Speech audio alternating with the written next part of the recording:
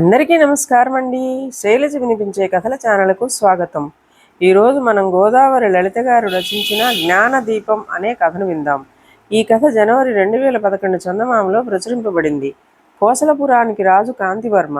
అతను తన ప్రజలందరూ అక్షరాస్యులు కావాలని, ప్రతి ఒక్కరూ చదువుకోవాలని మంత్రుల సహాయంతో ఒక నూతన విద్యా విధానాన్ని తయారు చేశాడు. అది అమలు చేయడానికి సమర్థులైన వారిని ఎంపిక చేసే ప్రయత్నం మొదలయ్యింది.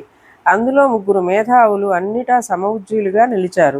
ముగ్గురిలో ఎవరు విద్యాధికారి పదవికి అర్హులో నిర్ణయించమని రాజు మంత్రిని ఆదేశించాడు. మహామంత్రి 3 మేధావులను ప్రశ్నించి పరిశీలించిన మీదట ఒక నిర్ణయానికి వచ్చాడు.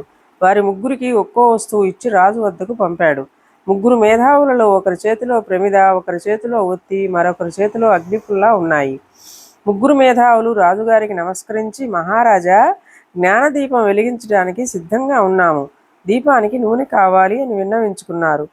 రాజుగారు మేధావులు ముగ్గురిని ఉద్దేశించి, మీ విద్యా వినయ సంపదలు మాకు నచ్చాయి. మీరు ఎవరికి వారే గొప్పవారైనా మీరు ముగ్గురు కలిసి పనిచేస్తే ప్రయోజనం ఉంటుందని అర్థం చేసుకుని సిద్ధమయ్యారు.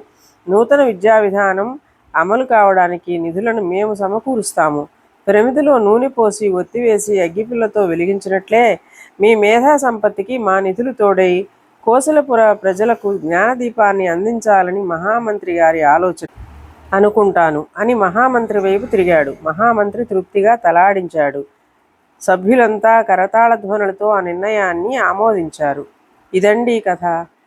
ఈ కథ మీకు నచ్చినట్లయితే లైక్ చేయండి, షేర్ చేయండి, కామెంట్ చేయండి, సబ్స్క్రైబ్ చేసుకొని నన్ను ఎంకరేజ్ చేయండి. నమస్కారం అండి.